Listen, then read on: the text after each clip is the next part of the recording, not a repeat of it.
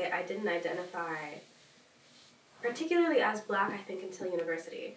And that's because I grew up in Scarborough, and as I was growing up, I didn't live around a lot of Somalis. There was my family, so I understood what it was to be Somali, but we were also Somali from Kenya, so it's to be a diaspora in Canada from a diaspora in Kenya. There's a very strong attachment to your culture, and you have a very clear understanding of who you are there and here.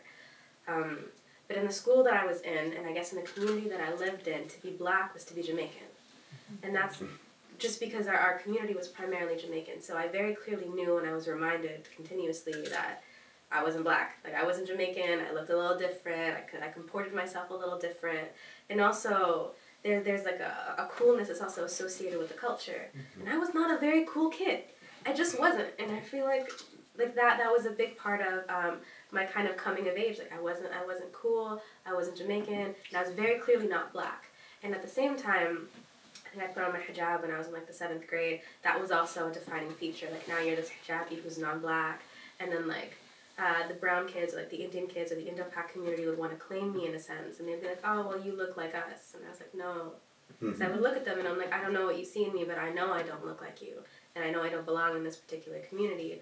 But that was really the only space where they were like, oh, well, you can kind of be a part of what we're a part of, because they were very clearly Muslim. They were the largest dominating culture at my local masjid. Just being in university and almost having to pick between the MSA, the Muslim Student Association, and then the African Caribbean Student Association. And like, we're having a lot of opportunities right now in the past maybe 5 to 6 years to talk about the intersectionality of being Black and Muslim. But when I was going to school, those conversations were not happening in the community.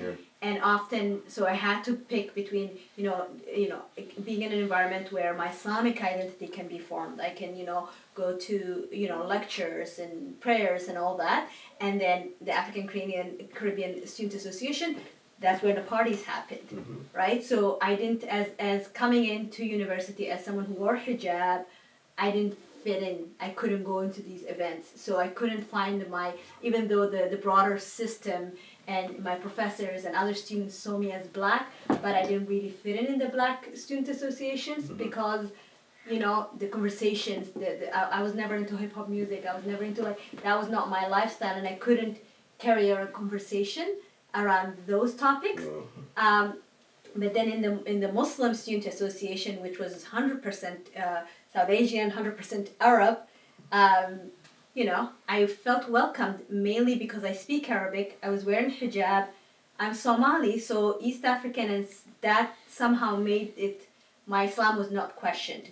I was not asked like maybe similar to some of my friends from Nigeria and Ghana who are Muslim, who've been Muslims for like thousands of years, and people still ask them questions around, oh, so when did you accept Islam? And they're like, no, we've been Muslim for like thousands of years, right?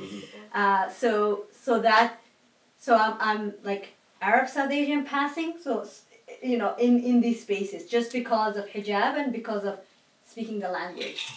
Being Somali is never enough in those spaces, and I always find that problematic. I don't understand why I need to be Arab. Historically, being Black and being Arab were not necessarily mutually exclusive things. Yes. So we know historically that there are Black Arabs, or what we would consider Black Arabs today.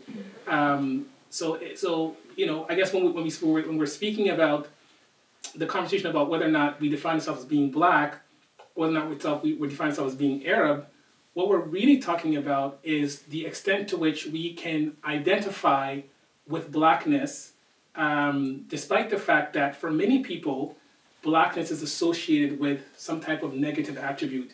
So there's a sort of a negativity associated with being Black. For many of us in our cultures, in our backgrounds.